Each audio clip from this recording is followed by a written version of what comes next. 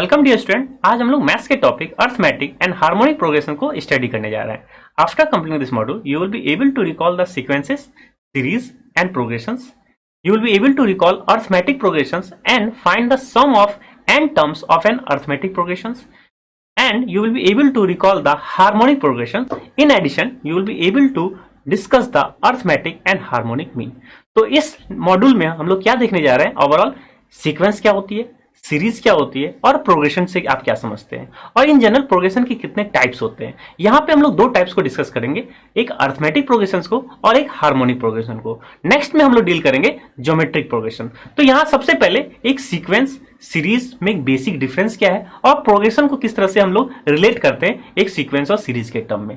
तो in general अगर हम लोग बात करें इसकी एप्लीकेशन पॉइंट ऑफ व्यू से, तो जहां काउंटिंग होती है, जहां एन टर्म्स की काउंटिंग होगी, एन टर्म्स इन जनरल आप कह सकते हैं 100 टर्म्स की काउंटिंग हो, 1000 टर्म्स की काउंटिंग हो, तो इसको हम लोग किस तरह से एक सिंपल फॉर्मूले से किस तरह से इवेल्युएट करते हैं. दैट मीन्स क्या हम हमेशा अगर 1 to 100 हमें ऐड करना हो सच एज, तो क्या 1 + 2 + 3 + 4 + 5 + 6 + 7 + 8 + and so on up to 100 तक क्या हम लोग इंडिविजुअली ऐड करते हुए जाएंगे? तो एक बहुत बड़ा टीडियस वर्क था. तो किस तरह से प्रोग्रेशन के हेल्प से हम इसको सिंप्लीफाई कर सकते हैं एक फॉर्मुलेशन में, और जिसको हम इजिली डिटरमाइन कर सकते हैं. तो दैट मीन्स जहां काउंटिंग होगा वहां हमें क्या करना पड़ता है, सीरीज या आप कह सकते हैं सीक्वेंस के हेल्प से हम चीजों को आसान जो है तरीके से सॉल्व कर सकते हैं, एनालिसिस कर सकते हैं. तो सबसे पहले हम लोग इस मॉड्यूल में हम लोग क्या देखेंगे, सीक्वेंस क्या है, सीरीज क्या है, एंड देन प्रोग्रेशन के टाइप्स को देखेंगे, और साथ ही साथ अर्थमेटिक एंड हार्मोनिक मीन क्या होता है उसको भी डिस्कस करेंगे.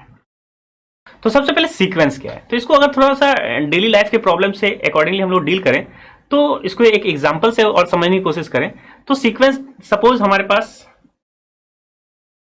तो आइए देखते हैं सीक्वेंस क्या है. सबसे पहले सीक्वेंस क्या है, फिर सीरीज एंड प्रोग्रेशन की बात करेंगे. तो इसको थोड़ा सा डेली लाइफ से हम लोग रिलेट कर रहे हैं. इन जनरल हम लोग बचपन में एक पिगी बैंक यूज करते थे, और पिगी बैंक में करते क्या थे, हम लोग एक कुछ ना कुछ अमाउंट उसमें ऐड करते हुए चलते थे. लेट्स से ये हमारा पिगी बैंक था, और इसमें हम लोग क्या करते थे, कुछ अमाउंट्स को ड्रॉप करते हुए चले जाते, ऐड करते हुए चले जाते थे. और उसी बीच क्या होता था, आप या आपका सिबलिंग्स क्या जो अमाउंट्स आप ऐड कर रहे हैं अपने पिगी बैंक में उसको वो राइट डाउन करता हुआ चला जाता है. लेट्स से अगर फर्स्ट डे उसने जो है आपने 1 रुपीज डाला तो 1, सेकेंड डे हो सकता हो 10, हो सकता हो 15, हो सकता हो 5, 4, 3, इस टाइप से आपने अमाउंट अपने पिगी बैंक में डाला.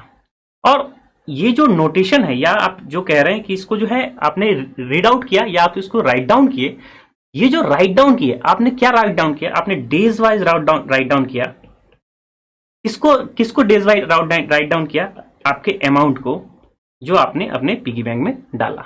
या इन जनरल आप, क्योंकि आप तो पिगी बैंक नहीं, अब तो बचपन से ही आप लोग को जो है हम लोग बैंक यूटिलाइज कर लेते हैं, बैंक में ही हम लोग पैसे उसे डालने जाते हैं, तो इसको हम लोग बैंक से भी रिलेट कर सकते हैं. बैंक में क्या करते हैं, हम अमाउंट डालते हैं. सिमिलरली यहाँ पे भी हम कुछ अमाउंट डाले, और आपने लिखा क्या, एक डेज वाइज अमाउंट को लिखा, और ये जो रिप्रेजेंटेशन ही है यही आपका क्या है, एक सीक्वेंस है. तो यहां सीक्वेंस है क्या इस पर्टिकुलर एग्जांपल में, यहां सीक्वेंस इज नथिंग बट आपके अमाउंट का सीक्वेंस है डेज वाइज.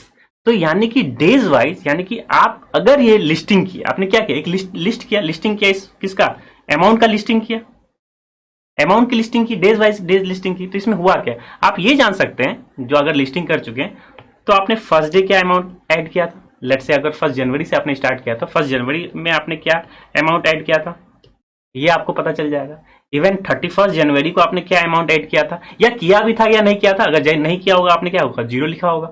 31 जनवरी को क्या आपने ऐड किया, या लास्टली आपने 31 दिसंबर को क्या आपने ऐड किया, ये आप जो है इजिली अपने लिस्ट के अकॉर्डिंगली आप देख सकते हैं.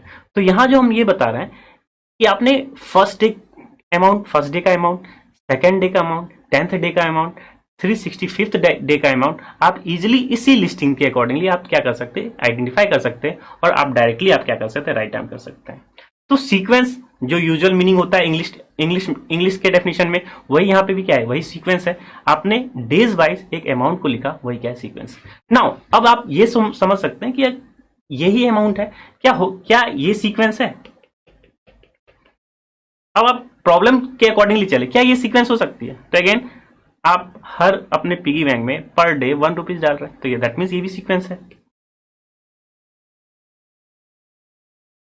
क्या ये सीक्वेंस है, तो ये भी एक सीक्वेंस है। आपने पिगी बैंक तो खरीद लिया, उसमें कुछ नई अमाउंट डाल रहे हैं, तो ये भी एक सीक्वेंस है।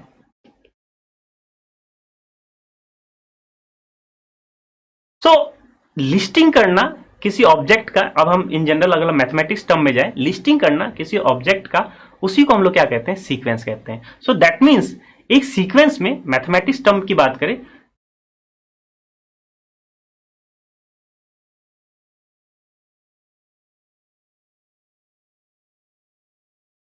अगर हमने किसी चीज की लिस्टिंग इस टाइप से की है, तो ये हमारा क्या कहलाएगा मैथमेटिक्स टर्म में, ये हमारा कहलाएगा first term.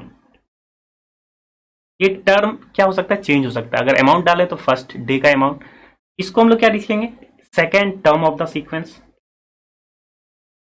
In general third term, fourth term, in general अगर यहाँ ए एन है तो आप इसको क्या लिखेंगे, nth term of this sequence.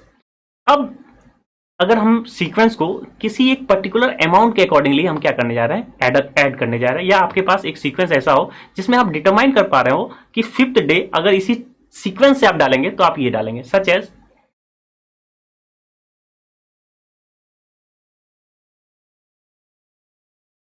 अगर ये सीक्वेंस है इस टाइप से, आपके पास क्या है 1 2 3 4 5, ये आप समझ सकते हैं कि यही अमाउंट आपने अपने पिगी बैंक में डाला। तो क्या आप ये बता सकते हैं, अगर इसी सीक्वेंस से आप डालते हुए चले जाएं, तो आप ये बता सकते हैं कि 31st डे आपने क्या अमाउंट डाला। जी हाँ, तो आपने आपने क्या जवाब दिया, 31।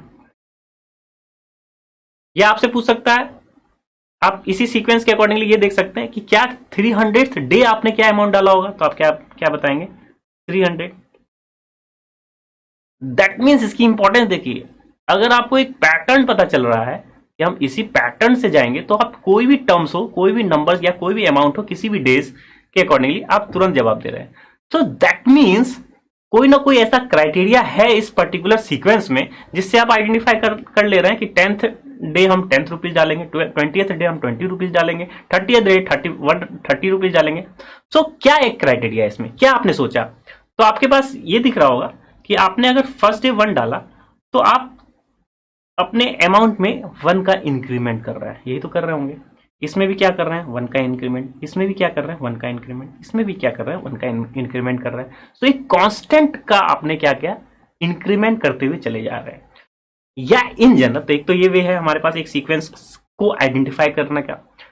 एक दूसरा वे क्या है, क्या इस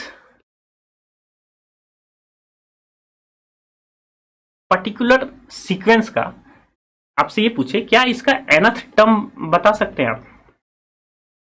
अब यहाँ पे nth टर्म, क्योंकि हमेशा हम nth टर्म से ही पूरे सीक्वेंस को और सीरीज को, जो भी क्वेश्चन है हम nth टर्म से ही जो है खेलेंगे। तो क्या इस सीक्वेंस में nth टर्म बता सकते हैं। nth टर्म वो टर्म होता है जिसमें n की वैल्यू 1 रखने पे आपको फर्स्ट टर्म मिल जाए, n की वैल्यू 2 रखने पे सेकंड टर्म मिल जाए, n की वैल्यू 3 रखने पे थर्ड टर्म मिल जाए, n की वैल्यू 4 रखने पे फोर्थ टर्म मिल जाए, and so on and so forth. So इस सीक्वेंस में nth टर्म क्या होगा, फर्स्ट डे या फर्स्ट टर्म क्या है 1, सेकंड टर्म क्या है 2, थर्ड टर्म क्या है 3, फोर्थ टर्म क्या है 4। सो nth term is n, nth term is n। Now इसी सीक्वेंस थोड़ा सा और चेंज कर दें,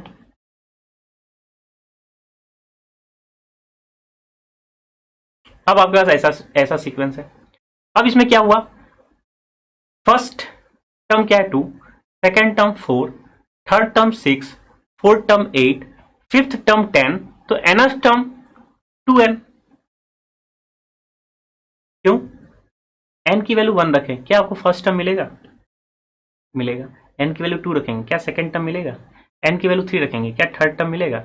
कीप गोइंग, आप करते भी चले जाएंगे, सारे के सारे सीक्वेंस आप जनरेट कर सकते हैं अगर आपके पास nth टर्म हो। सो दैट मीन्स सीक्वेंस को अगर ऐसा लिखा हुआ है, सीक्वेंस को इस तरह से रिप्रेजेंट कर सकते हैं।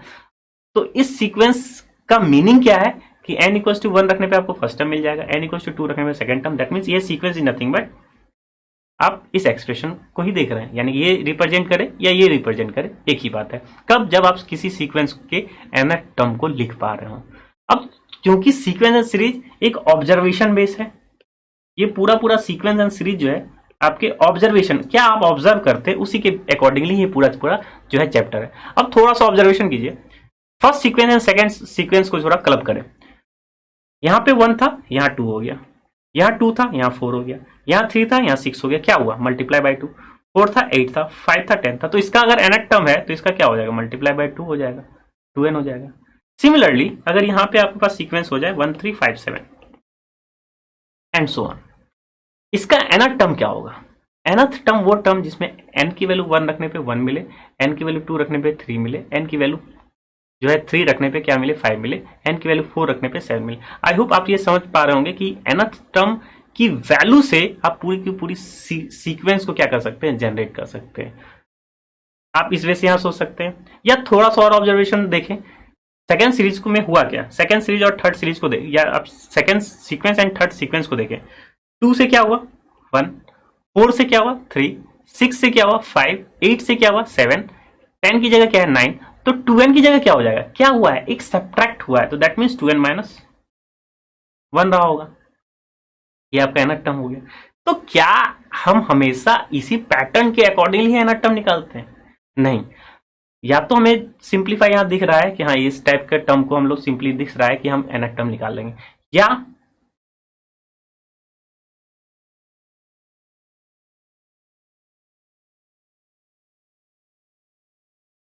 अब नाउ इस पर्टिकुलर सीक्वेंस की बात करें, थोड़ा सा डिफिकल्ट है, इन जनरल इतना भी डिफिकल्ट नहीं है। अब इसका अगर nth टर्म लिखना हो तो किस हिसाब से सोचेंगे? पहला टर्म 1 है, दूसरा टर्म 1/2 है, तीसरा टर्म 1/2 स्क्वायर है, फोर्थ टर्म 1/2 की पावर क्यूब है। तो nth टर्म जो भी रहा होगा वो 1 अपॉन में रहा होगा, ये पहली बात आपने यहां से गेस करना, इस तरह से हम यूटिलाइज कर रहे हैं। तो क्योंकि 1 1 1 1 1 तो ऊपर तो 1 रहा होगा। नाउ अब बात करते हैं नीचे की बात।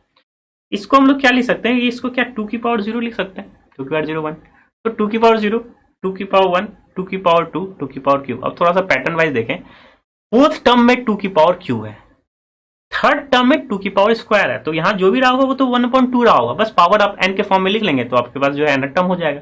तो अगर पावर लिखने की कोशिश करें, n की वैल्यू ऐसी 1 रखेंगे तो आनी चाहिए 2 की पावर 0, n की वैल्यू 2 रखेंगे तो आनी चाहिए 2 की पावर 1, तो दैट मीन्स ये क्या हो जाएगा, एक हमेशा कम होता हुआ जा रहा है 2 की पावर में, सो दैट मीन्स आपके पास nth टर्म क्या होगा, 1/2 की पावर n-1, यही आपका nth टर्म हो जाएगा पर्टिकुलर दिस सीक्वेंस के लिए।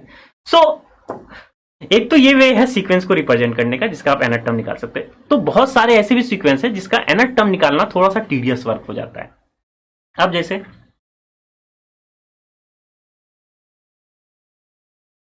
जैसे ये है आपके पास एक पर्टिकुलर एक सीक्वेंस, अब इसका nth टर्म हम लोग जो है नहीं निकाल पा रहे हैं इन जनरल, लेकिन ये पता है कि ये एक सीक्वेंस है जिसमें हम 4 + 3 + 3 ऐड करते हुए चले जा रहे हैं।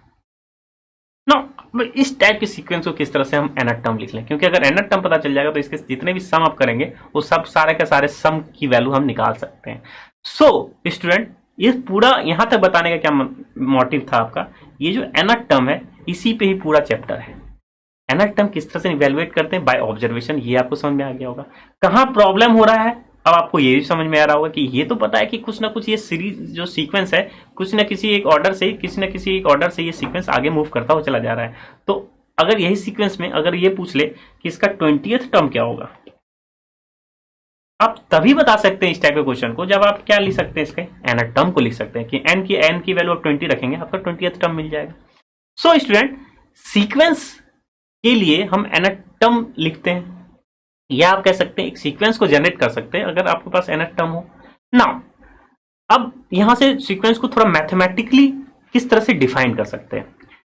सीक्वेंस को डिफाइन करने के लिए हम यहाँ पे जो भी वैल्यू रख रहे हैं n की, वो कहां से रख रहे हैं, 1 से ही रख रहे हैं, उसके बाद 2, उसके बाद 3, यानी कि इसका डोमेन अगर इसको फंक्शन की तरह से डील करें पर्टिकुलर चीजों को, तो यानी कि इसका डोमेन क्या होना चाहिए, एक नेचुरल नंबर, और रेंज क्या हो सकता है, या कह सकते हैं आप कोड डोमेन क्या हो, एक रियल नंबर हो। दैट मीन्स ये फंक्शन है किसका, एक natural number to real number.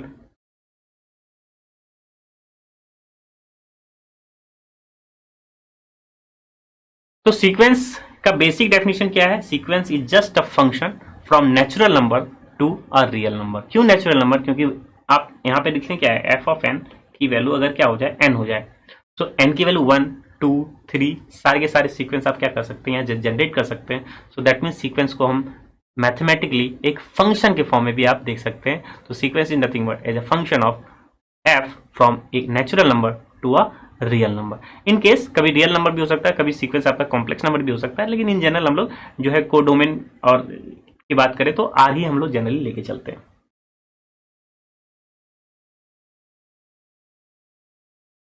सो ये हमारा सीक्वेंस था। Now what about series? अब सीरीज क्या है?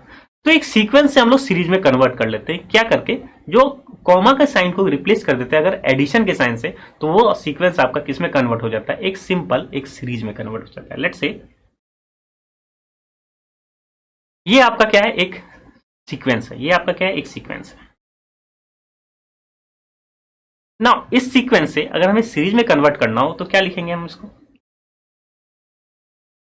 सो नाउ ये हमारा क्या हो जाता है? एक सीरीज हो जाता है। तो एक सीक्वेंस से एक सीरीज में कन्वर्ट करने सिंपली इस सारे कॉमास को रिप्लेस किससे कर दिया हम? एडिशन साइन से। तो ये हमारा क्या हो जाए? सिंपली एक सीरीज है। तो आपको ये बेसिक आइडिया समझ में आया एक सीक्वेंस क्या होता है, एक सीरीज क्या होता है। Series nothing but sum of all the sequence terms, आप इस तरह से भी कह सकते हैं। नाउ अब हमारे पास तीन चीज को डिफाइन करना था। एक तो सीक्वेंस को डिफाइन करना था, सीरीज को डिफाइन करना था, और एक चीज और डिफाइन करना था, प्रोग्रेशन। अब अगर प्रोग्रेशन की बात करें तो थोड़ा सा इसमें आपको सोचना पड़ेगा कि एक सीक्वेंस को हम लोग प्रोग्रेशन कब कहते हैं, एक सीक्वेंस को प्रोग्रेशन कब कहते हैं। अब यहां पे हमारे पास बहुत सारे सीक्वेंसेस लिखे हुए हैं।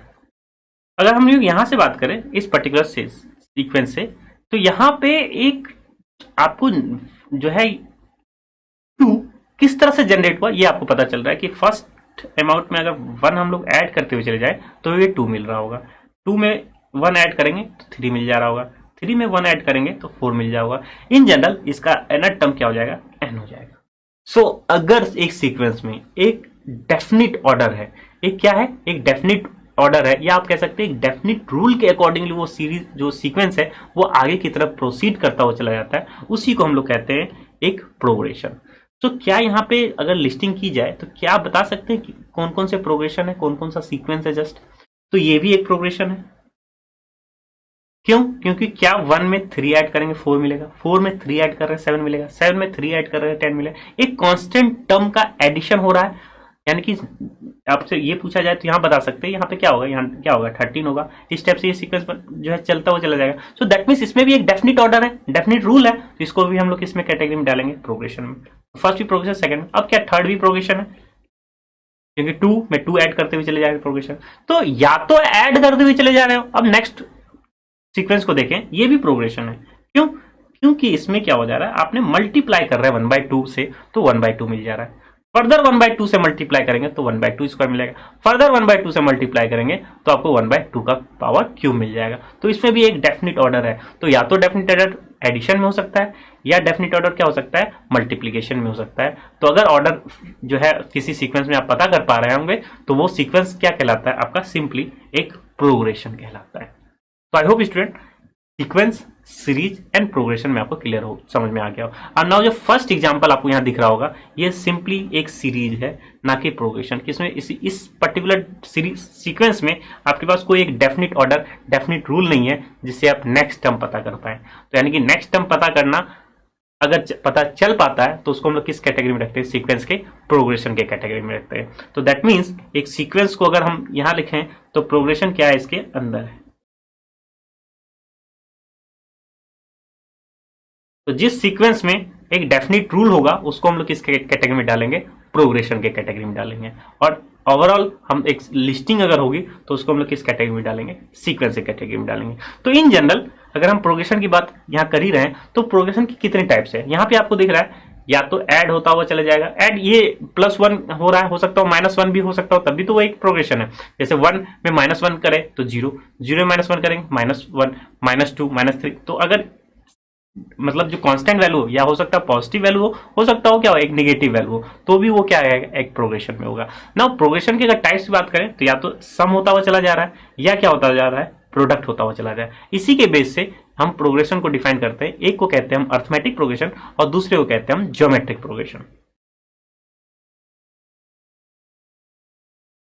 तो अर्थमेटिक प्रोग्रेशन मींस अर्थमेटिक चीजें हो रही है, मींस एडिशन होता हुआ चला जा रहा है हर टर्म्स के रूल जो है, जो रूल है उसमें एक एडिशन जो है इन्वॉल्व है। ज्योमेट्रिक प्रोग्रेशन किसे कहते हैं? जिसमें मल्टीप्लीकेशन इन्वॉल्व हो। जैसे ये एग्जांपल, ये जो नेक्स्ट टर्म मिलता हुआ चला जा रहा था, इसमें क्या किया हमने, मल्टीप्लाई किया एक कांस्टेंट टर्म से 1/2। तो इस टाइप से जो है हमारे पास क्या हो जाती है, जो सीक्वेंस जनरेट होती है, जो सीक्वेंस होती है, उसको हम लोग क्या कहते हैं, प्रोग्रेशन कहते हैं। और वो प्रोग्रेशन क्या कहलाता है, ज्योमेट्रिक प्रोग्रेशन। सो यहाँ arithmetic progression and geometric progression है। एक और प्रोग्रेशन होती है जिसको हम लोग कहते हैं हार्मोनिक प्रोग्रेशन। तो ये हार्मोनिक प्रोग्रेशन क्या है, इसको जो है थोड़ी देर बाद डिस्कस करेंगे जब हम अर्थमेटिक प्रोग्रेशन डील कर चुके होंगे। तो स्टूडेंट आई होप आपको sequence, series and progression clear हो गया होगा, कितने टाइप्स होते हैं और किस पर्टिकुलर सीक्वेंस को हम प्रोग्रेशन कहते हैं वो भी आपको समझ में आ गया होगा।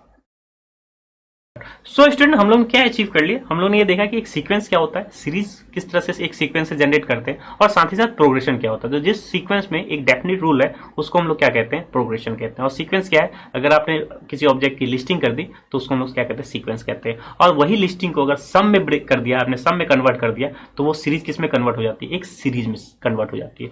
नाउ स्टूडेंट हम लोग क्या डिस्कस करने जा रहे हैं, अर्थमेटिक प्रोग्रेशन क्या होता है और किस तरह से सम ऑफ एन टर्म्स हम लोग इजिली एक फॉर्मुलेशन के बेस से हम लोग फाइंड आउट कर लेते हैं, इसको डिस्कस करने जा रहे हैं। तो अर्थमेटिक प्रोग्रेशन, तो अर्थमेटिक प्रोग्रेशन सबसे पहली बात तो प्रोग्रेशन है, एक डेफिनेट रूल के अकॉर्डिंगली जो है आपका पूरा सीक्वेंस जनरेट हो रहा होगा। सो अगर हमारे पास फर्स्ट टर्म ए है तो सेकेंड टर्म क्या होना चाहिए, कुछ ए प्लस डी टाइप होना चाहिए। सो दैट मीन्स इस टर्म में क्या ऐड हो रहा है, एक क्वांटिटी डी ऐड होती हुई चली जाएगी। तो आई होप इसका थर्ड टर्म बता सकते हैं, इसमें भी डी ऐड करेंगे तो क्या हो जाएगा, ए प्लस 2d, ए प्लस 3d। इस टाइप से कोई भी प्रोग्रेशन होगा तो उसको हम लोग सिंपली कहेंगे वो क्या है, अर्थमेटिक प्रोग्रेशन है, या हम लोग सिंपली इसको सिंपल नोटेशन से क्या बोलते हैं, एपी बोलते हैं। तो ये अगर इस टाइप का सीक्वेंस है तो इसको हम लोग क्या कहेंगे, ये जो सीक्वेंस है ये आपका अर्थमेटिक प्रोग्रेशन है। या अर्थमेटिक से क्या रिलेटेड है कि एक क्वांटिटी जो है वो अर्थमेटिक होती हुई चली जा रही है या एडअप होती हुई चली जा रही है नेक्स्ट टर्म के लिए। सो अगर एक टर्म पता है आपके पास तो आप दूसरा टर्म क्या कर सकते हैं, इजीली लिख सकते हैं। नाउ अब थोड़ा सा इसको एनालिसिस करें, ए plus D, A plus 2d, A plus 3d है, तो इसको हम लोग ए को हम लोग हमेशा क्या बोलते हैं, फर्स्ट टर्म। इसको हम लोग क्या बोलेंगे, सेकेंड टर्म। इन जनरल ये क्या हो जाएगा आपके पास, थर्ड टर्म।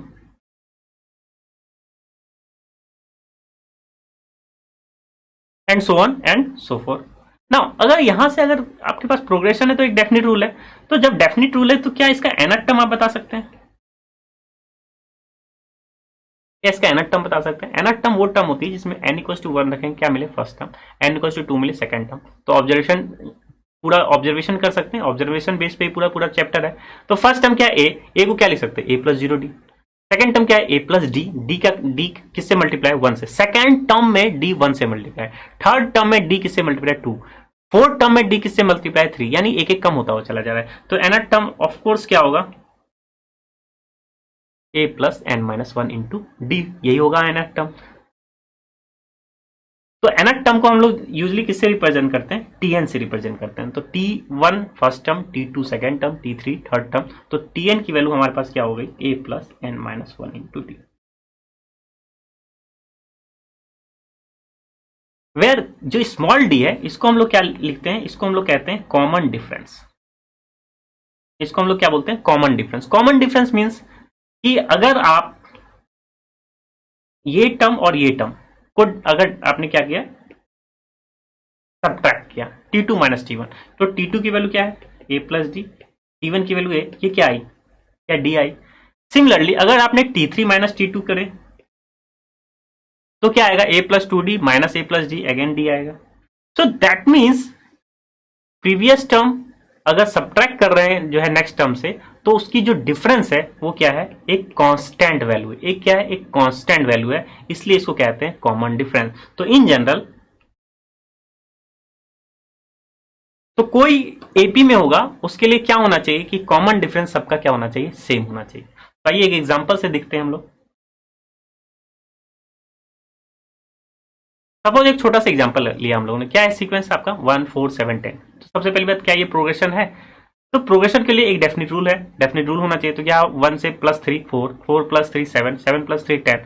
तो यहां तक तो आपको क्लियर पता है कि हम ऐसा ये जो है एक प्रोग्रेशन है। नाउ अगर हमें पूछा है 20th टर्म, तो 20th टर्म तो तभी निकाल सकते हैं जब आप nth टर्म n के फॉर्म में निकाल लें, तो वहां n की वैल्यू हम 20 रख लेंगे। तो इसका nth टर्म क्या होगा, तो इस टाइप के क्वेश्चन, क्योंकि थोड़ा सा अगर जो है कुछ क्वेश्चन और चेंज होगा जिसमें सीरीज का कन्वर्ट हो जाएगा, तो आपको यहाँ पे nth टर्म यानी कि टीएन लिखने की जरूरत होती है। टीएन को किस तरह से लिखेंगे? अगर टीएन लिख पाएंगे तो इस 20th टर्म हो, 30th टर्म हो, इवन 100th टर्म हो, आप उसको इजिली डिटरमाइन कर लेंगे। तो सबसे पहले क्या करते हैं हम लोग, फर्स्ट टर्म क्या है आपके पास?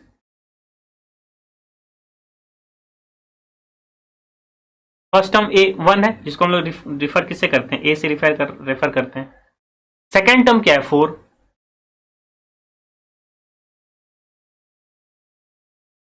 Second term 4। थर्ड टर्म क्या है आपके पास? 7।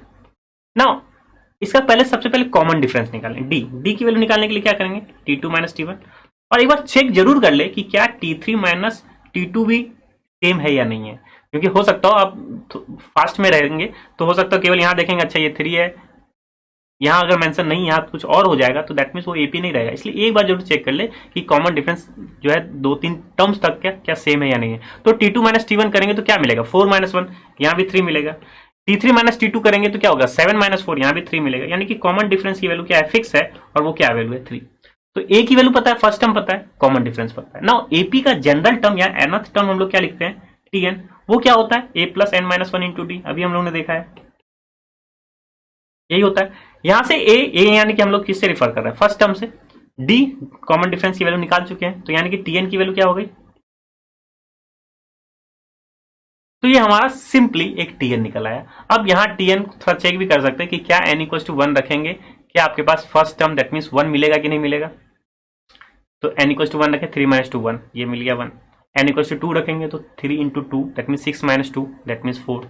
n इक्वल टू 3 रखेंगे तो सारे के सारे सीक्वेंस आपके जनरेट हो जाएंगे, दैट मीन्स ये nth टर्म ही है आपका इस पर्टिकुलर सीक्वेंस के लिए। जब आप nth टर्म पता चल गया n के फॉर्म में, तो अगर 20th टर्म पूछा है तो करेंगे क्या? आपको क्या पूछा है? T20, तो n की जगह क्या रखना था? 20। तो इजिली आपने क्या डील कर लिया? इस टाइप के सीक्वेंस का nth टर्म और इस टाइप के सीक्वेंस का जो भी टर्म्स पूछा है उसको हम लोग निकाल सकते हैं। तो ये बहुत ही इंपॉर्टेंट फॉर्मूला है, a plus n minus 1 into D. इसको हम लोग क्या इससे रिप्रेजेंट करते हैं? टीएन से। तो ये आपको सारे टर्म पता होना चाहिए। यहाँ ए क्या है? ए को हम लोग यूजली रिफर करते हैं फर्स्ट टर्म से। डी क्या है? Common difference. और एपी को इन जनरल हम लोग हमेशा क्या किससे रिप्रेजेंट करते हैं? इस टाइप के सीक्वेंस से, that mean A plus D, A plus 2d and so on and so forth. Now अब जो मेन मोटिव है, ऑब्जेक्टिव है हमारा, कि अगर एपी अगर पता है तो उस पर्टिकुलर एपीज का अगर हम सीरीज में कन्वर्ट कर लें तो उसको किस तरह से हम ऐड कर सकते हैं। तो दैट मीन हम लोग किसको डिस्कस कर रहे हैं? Sum of n terms of a AP. तो अगेन सम निकालना हो n टर्म्स का, तो दैट मीन्स एक अर्थमेटिक प्रोग्रेशन को आपको एक सीरीज में कन्वर्ट कर रहे होंगे। दैट मीन्स आपके पास इन जनरल अर्थमेटिक प्रोग्रेशन होता क्या है? A plus D, A plus 2d and so on, और n टर्म्स है तो दैट मीन्स आप ऐड कर रहे हैं कहां तक? a plus n minus 1 into d. यही आपके पास जो है प्रोग्रेशन था। तो इसको अगर सम करेंगे तो क्या होगा? a plus D plus a plus 2d and so on a plus n minus 1 into D. यानी कि इसकी वैल्यू लेट से अगर s मानते तो इसकी वैल्यू क्या होनी चाहिए? क्योंकि ये इन जनरल है, तो अगर इसका कोई फॉर्मुलेशन हम लोग डेवलप कर पाए तो हमारे लिए वही फॉर्मुलेशन सारे एपीज के लिए क्या हो जाएगा? ट्रू हो जाएगा, और उसको सिंप्लीफाई कर सकते हैं। उसी फॉर्मुलेशन से हम सारे सम निकाल सकते हैं डिफरेंट एपीज के। नाउ अब थोड़ा सा, क्योंकि ये ऑब्जर्वेशन बेस है, तो थोड़ा सा ऑब्जर्व करते हैं हम लोग अपने किसी एक पर्टिकुलर एग्जांपल से। लेट्स से एक सिंपल एग्जांपल है, 1 प्लस 2 प्लस 3 की वैल्यू क्या है? आप तो यहां सिंपली ऐड कर सकते हैं 1 प्लस 2 प्लस 3। लेकिन अगर हमें इसका सम निकालना होता, तो अगर इसका सम निकालेंगे तो दैट मीन्स ये एक एपी है, इसका कोई फॉर्मुलेशन हम लोग डेवलप कर ले तो इन जनरल हम लोग कर सकते हैं। थोड़ा सा एनालिसिस कर रहे हैं तो इसके सम के लिए थोड़ा पैटर्न वाइज देखते हैं। तो सपोज हम सबसे पहले इसका सम निकालते हैं। इसका सम को हम लोग एस से रिफर करते हैं। अगर हम लोग एस से रिफर करते हैं तो एक्चुअली ये प्रॉब्लम जो है सबसे पहले गॉस ने सॉल्व की थी। वहां पे आप कह सकते हैं, थोड़ा सा आप कहानी के रूप में ले सकते हैं कि जो है टीचर ने इस टाइप का सम जो है दे दिया गया और फिर वो चले गए, और कुछ देर बाद आए तो सब जो है कहां तक ऐड करते हुए चले गए। सब कुछ स्टूडेंट ने यहां तक जो है 20th टर्म तक ऐड करके बताया आंसर, कुछ 30th टर्म तक आंसर बताया। गॉस ने ऐसा नहीं किया, गॉस ने एक पैटर्न बताया कि सर पैटर्न ये हो रहा है, इसके अकॉर्डिंगली हम आप 100 क्या 1000 तक का भी सम दे देंगे तो हम 1 by 1 ऐड नहीं करेंगे, आप डायरेक्ट फॉर्मुलेशन से ऐड करेंगे। तो उन्होंने क्या सोचा, उन्होंने 1 + 2 + 3 = s रखा। अच्छा, इसको रिवर्स भी कर दें तो भी वो s ही कहलाएगा, इसको रिवर्स भी कर देंगे, रिवर्सली ऑर्डर, तो भी s है। अब इसको कंपोनेंट वाइज ऐड करेंगे, देन s + s क्या हो गया 2s, और एक पैटर्न ढूंढने की कोशिश। 1 + 3 क्या हुआ 4, 2 + 2 क्या हुआ अगेन 4, 3 + 1 क्या हुआ अगेन 4। सो 4 3 टाइम्स है, या आप कह सकते हैं 3 × 4, तो यानी कि 2s की वैल्यू क्या हो गई 3 × 4, यानी कि s की वैल्यू क्या हो गई 3 × 4/2। ये हो गया। इसी को थोड़ा सा जनरलाइज और करें, क्या इसमें भी सेम पैटर्न क्या दिख रहा है, s + s 2s, क्या जो भी ऐड हो रहा है क्या सेम क्वांटिटी का ऐड हो रहा है। 4 + 1 5, 3 + 2 5, 3 + 2 अगेन 5, और 4 + 1 अगेन 5। तो 5 + 5 + 5 इज नथिंग बट, आप कह सकते हैं इसको 4 × 5, तो यहां से s की वैल्यू क्या हो गई 4 × 5/2। अब थोड़ा सा जो है इसको रिवाइंड करें अपने आप को, यहां पे हमने नंबर ऑफ टर्म्स कितने लिए, यहां पे नंबर ऑफ टर्म्स लिए हमने 3, और इसका सम क्या आया n × n + 1/2, n × n + 1/2। इसमें भी देखें तो क्या ये भी इसी रूल को फॉलो कर रहा है, n × n + 1, और यहां n की वैल्यू क्या है 4। सो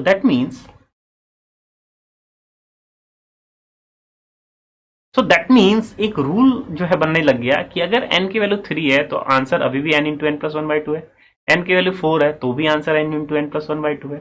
तो दैट मीन्स अगर n टर्म्स का हम ऐड करते हुए जाएं तो n टर्म्स के लिए सिंपली n × n + 1/2, यानी कि अगर इसको ऐड करना होता तो इसको सिंपलीफाई किसको किस तरह से करते हैं, n की वैल्यू 100, 100 × 100 + 1 दैट मीन्स 101 और /2, ये डायरेक्ट इसका आंसर हो जाता। तो यहां देखा एक पैटर्न के थ्रू से किस तरह से आप लॉन्ग एक्सप्रेशन या लॉन्ग कैलकुलेशन भी इजिली डन कर सकते हैं with the help of observation. So I hope student आपको थोड़ा सा जो है इसका एप्लीकेशन समझ में आ गया होगा कि बहुत ही इंपॉर्टेंट इसलिए है क्योंकि ये काउंटिंग जो एक लॉन्ग प्रोसेस था, एक लॉन्ग वे था पहले ऐड करना, इसको सिंप्लीफाई समहाउ हमने कर लिया, लेकिन हमारा एम ये नहीं था। ये तो जस्ट एक एग्जांपल देखे कि एक पैटर्न बन सकता है, और ये एपी में था, इसके अकॉर्डिंगली हमने जो है इस टाइप से चला। अगर ये क्वेश्चन 1 to 500 ऐड होता तो क्या लिखते हैं 500 × 501 / 2। ना अब इसी को थोड़ा सा एक फॉर्मुलेशन, क्योंकि हमेशा एक डेवलपर बनने की कोशिश करें, फॉर्मुलेशन याद करने की कोशिश, एक डेवलपर बने। अब हमें एपी का सम जो है कैलकुलेट करना था, यही कैलकुलेट करना था। अच्छा, या तो हम nth टर्म के फॉर्म में लिखते हैं या लास्ट टर्म के फॉर्म में लिखते हैं, थोड़ा सिंप्लीफाई हो जाएगा, अदरवाइज a + n - 1 × d का सम करेंगे तो थोड़ा सा आपको टिपिकल लग सकता है। तो इसको हम लोग क्या लिख रहे हैं, तो लास्ट टर्म यानी कि a + n - 1 × d यानी कि nth टर्म को हम लोग l लिख रहे हैं। अच्छा, अगर ये l है तो इससे प्रीवियस टर्म को l के फॉर्म में क्या लिखेंगे, of course l - d, of course l - d। क्यों, अभी इनका कॉमन डिफरेंस देखिए, l - l + d is your d, क्योंकि कॉमन डिफरेंस हम क्या लेके चल रहे हैं d, तो इसका कॉमन डिफरेंस क्या हो जाएगा d। अच्छा, इससे प्रीवियस टर्म को देखेंगे तो क्या होगा l - 2d होगा। अगर लास्ट टर्म l है तो इसका प्रीवियस टर्म क्या होगा l - d, उससे प्रीवियस टर्म क्या होगा l - 2d। यहाँ पे जैसे a + 2d ये है, ये क्या है, आपने d को सब्ट्रैक्ट किया है तभी जो d है, यहाँ पे फिर से d को सब्ट्रैक्ट किया है तभी ये है, रिवर्सली सोच रहे हैं इमर्सली। अब प्रीवियस एग्जाम्पल के अकॉर्डिंगली हम कर क्या रहे थे, जो इस टाइप से लिखा हुआ था उसी को रिवर्सली ऑर्डर में लिख रहे थे और ऐड कर रहे थे, और यहाँ सिमिलर वैल्यू आ रही थी, क्या यहाँ भी वही आ रही है। तो अगर ये हमारा s है तो ये भी s होगा। हमने क्या किया, l a की जगह पे यहाँ पे l, अब हम रिवर्सली लिख रहे हैं इसको, ऐसा लिख सकते हैं, ये भी s है तो ये भी s होगा। अब इन दोनों को कंपोनेंट वाइज ऐड करेंगे तो क्या होगा s + s 2s। क्या हर क्वांटिटी सेम वैल्यू आ रही है या नहीं आ रही, केवल यही चेक करना है। अगर फर्स्ट टर्म को ऐड करें तो क्या आएगा आपके पास a + l, सेकेंड टर्म को ऐड करें तो a + d + l - d, d से d कैंसिल आउट हो गया, अगेन a + l। तो उसी को हम लोग जो एक्सपेरिमेंटल हम लोग देखा उसी को हम लोग क्या कर रहे हैं, अप्लाई कर रहे हैं। तो अभी भी सेम क्राइटेरिया अप्लाई हो रहा है in case of an AP. तो थर्ड टर्म भी ऐड करेंगे तो क्या होगा a + l। इन जनरल सारे टर्म्स का कंपोनेंट वाइज ऐड आपका a प्लस एल ही आएगा। और हम लोग क्या माने हैं, n टर्म्स माने हैं। कितने टर्म्स माने हैं, n। ये कितने टर्म्स आएंगे, n ही आएंगे, क्योंकि आपने क्या करा, कंपोनेंट वाइज तो ऐड करें, तो ये टर्म्स कितने आएंगे, n। तो a plus L plus A plus L plus A plus L को ऐड करें, या आप सिंपली क्या कर सकते हैं, इसको n इंटू ए प्लस एल लिख सकते हैं। और ये किसकी वैल्यू है, 2s की वैल्यू। यहां से सिंपली s की वैल्यू आ गई, वो क्या आई, n/2 a प्लस एल। यानी कि एक एपी में अगर a हमारा पास नोटेशन क्या है, फर्स्ट टर्म, l को किससे रिफर कर रहे हैं, लास्ट टर्म से,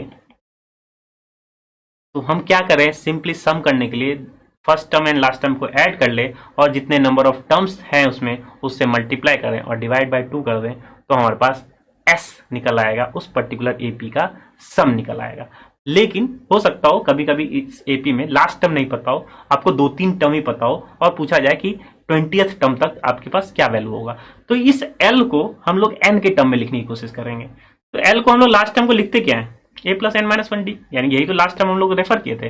तो l की जगह हम लोग क्या यूज कर ले, a plus n minus 1 into D.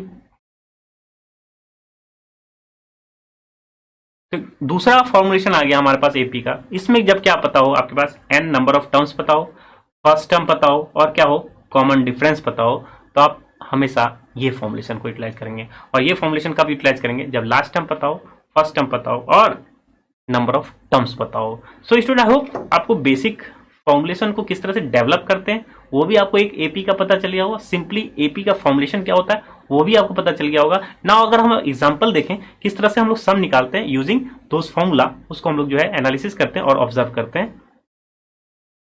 Suppose हमें इस टर्म्स को ऐड करना है अप टू 20 टर्म्स तक। तो अगेन ये क्या एपी है, सबसे पहले आपने देखा ये एपी है। जब एपी आ गया, अरिथमेटिक प्रोग्रेशन आ गया, तो हम करते क्या है, या तो फर्स्ट टर्म पता है, क्या फर्स्ट टर्म पता है, पता है, या लास्ट टर्म पता है, लास्ट टर्म नहीं पता है, तो हम क्या पता करें, इसका nth टर्म पता चल जाए, एंड nth टर्म पता हो जाए, tn पता चल जाएगा, तो उसके अकॉर्डिंगली हम सॉल्व कर सकते हैं क्या, 2a plus n minus 1 into d और n/2 इसके हेल्प से लिख सकते हैं, क्योंकि ये फॉर्मुलेशन यूटिलाइज नहीं करते, ये फॉर्मुलेशन हम लोग तब यूटिलाइज करते हैं जब लास्ट टर्म पता हो, तो हम लोग ये फॉर्मुलेशन यूटिलाइज करें। इस फॉर्मुलेशन में क्या क्या चाहिए, n की वैल्यू यहाँ क्या है 20, क्या चाहिए a की वैल्यू क्या है आपके पास, फर्स्ट टर्म दैट मींस 1। आपको क्या निकालने की जरूरत है, कॉमन डिफरेंस जस्ट निकाल लें और इस फॉर्मुलेशन में पुट कर लेंगे, हमारे पास इस पर्टिकुलर सीरीज जो सीरीज है उसका क्या हो जाएगा, सम आ जाएगा। और कॉमन डिफरेंस निकालने के लिए क्या करते हैं, t2 माइनस t1 और t3 माइनस t2 एक बार चेक करें, दोनों सेम है, वही आपका क्या हो जाएगा कॉमन डिफरेंस। तो यहाँ क्या है आपके पास, तो यहाँ कॉमन डिफरेंस क्या है 5 माइनस 1 4, यहाँ कॉमन डिफरेंस क्या है 5, यहाँ कॉमन डिफरेंस क्या है 5। क्या ये पूरी की पूरी एपीज में है या नहीं, पहले आप ये पता करिए। तो ये एपी में नहीं है, क्यों, क्योंकि अगर 1 5 10 15 को ले रहे हैं तो एक का कॉमन डिफरेंस क्या हो रहा है फर्स्ट टर्म, और t2 माइनस t1 क्या हो रहा है 4, और 10 माइनस 5 क्या हो जा रहा है 5, 15 माइनस 10 क्या हो जा रहा है जो है 5। सो क्या इस क्वेश्चन को तब भी सॉल्व कर सकते हैं एपी से। आप क्या करें, आप फर्स्ट टर्म को फिलहाल 1 रखें और हम यहां तक ऐड कर लें, इसको ऐड कर लें, तो यानी कि ये तो एपी में है, ये तो एपी में है, इसको हम लोग एपी के कंसीडर के लिए हम क्या कर सकते हैं, इसको सॉल्व कर सकते हैं। अब 1 को बाद में ऐड कर लेंगे, तो यहां अब हमारे लिए क्या है, ये फर्स्ट टर्म है और कॉमन डिफरेंस ए की वैल्यू क्या हो गई 5, कॉमन डिफरेंस की वैल्यू कितनी हो गई आपके पास, ए की वैल्यू 5 भी है, कॉमन डिफरेंस भी क्या है आपके पास 5। नाउ ए की वैल्यू 5, कॉमन डिफरेंस भी 5। अब क्या चाहिए हमें, एन की वैल्यू चाहिए। अब हमें सिंस 20 टर्म्स तक ऐड करना था, अब 20 टर्म्स से हम एक टर्म्स को हटा दिए, तो इस जो यहाँ जो नंबर ऑफ टर्म्स है वो क्या हो जाएगा, एक कम हो जाएगा, तो दैट मीन्स क्या हो जाएगा, एन की वैल्यू 19।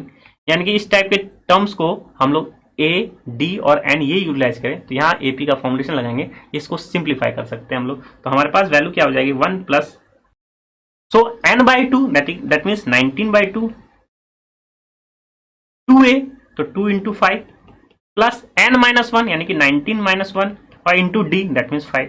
बस इसी को सिंप्लीफाई करना था और यही आपका क्या हो जाता, आंसर हो जाता है। तो अगेन हमेशा ट्विस्ट भी क्वेश्चन हो सकता है, तो यही अगर आप कॉमन डिफरेंस 4 ले लेते और क्या करते आप सॉल्व करते पूरे पर्टिकुलर क्वेश्चन को, तो आपका आंसर क्या होता रॉन्ग हो जाता। क्यों? क्योंकि पूरी की पूरी जो है ये प्रोग्रेशन एपी में नहीं थी, आपने 1 को जैसे हटाया, अब ये क्या था, एक एपी में था, जिसको आप सिंपली एपी के टर्म्स में हम को कैलकुलेट कर सकते हैं। और 1 क्योंकि छोड़े हुए थे, इसलिए नंबर ऑफ टर्म्स कितने को ऐड कर रहे हैं हम लोग, 19 को ऐड कर ले, मींस नंबर ऑफ टर्म्स क्या हो जाएंगे, 19 हो जाएंगे। और एपी का फॉर्मुलेशन से हम इस पर्टिकुलर सीरीज को क्या कर सकते हैं, सॉल्व कर सकते हैं। तो अगेन बहुत ही सिंपल फॉर्मुलेशन है, n/2 2a plus n-1 into d या n/2 a plus l, यही दो फॉर्मुलेशन को हम लोग हमेशा यूटिलाइज करते हुए चले जाते हैं और एक एपी का क्या कर सकते हैं हम लोग, सम इवेलुएट कर सकते हैं। सो स्टूडेंट, हम लोग क्या अचीव कर लिया, हम लोगों ने ये देख लिया कि एक अर्थमेटिक प्रोग्रेशन क्या होता है और किस तरह से सम ऑफ n टर्म्स इवेलुएट करते हैं एक अर्थमेटिक प्रोग्रेशन का। तो हम लोगों ने फॉर्मुलेशन डिराइव किया, एक एपी को हम लोग लेके चले। एपी को इन जनरल हम लोग कैसे लेते हैं, a plus d a plus 2d and so on and so fourth, इस टाइप से आपके पास एपी था। तो हम लोगों ने फॉर्मुलेशन को डिराइव करने के लिए एक थोड़ा सा ऑब्जर्वेशन 1 + 2 + 3 से जो है प्रूव किया। That means a plus d a plus 2, last term को हम लोगों ने क्या मान लिया, l मान लिया, और उससे एक जनरेट कर लिया हमने एक फॉर्मुलेशन को। वहां से फॉर्मुलेशन दो डिराइव हुए थे, एक फर्स्ट टर्म और लास्ट टर्म के फॉर्म में, एक first term number of terms और क्या है कॉमन डिफरेंस के टर्म में। दोनों फॉर्मुलेशन में नंबर ऑफ टर्म्स आपको पता होना चाहिए। तो अगर आपके पास इस टाइप से प्रॉब्लम आता है, कोई भी सम निकालना हो एक अर्थमेटिक प्रोग्रेशन का, आप इसमें इजीली क्या कर सकते हैं, दोनों फॉर्मुलेशन में कोई एक फॉर्मुलेशन यूटिलाइज करके उस पर्टिकुलर प्रोग्रेशन का आप सम निकाल सकते हैं। नाउ स्टूडेंट, नेक्स्ट पार्ट में हम लोग हार्मोनिक प्रोग्रेशन क्या होता है और अर्थमेटिक एंड हार्मोनिक मीन क्या होता है इसको डिस्कस करेंगे, और कुछ प्रॉपर्टीज अर्थमेटिक प्रोग्रेशन का भी हम लोग डिस्कस करेंगे।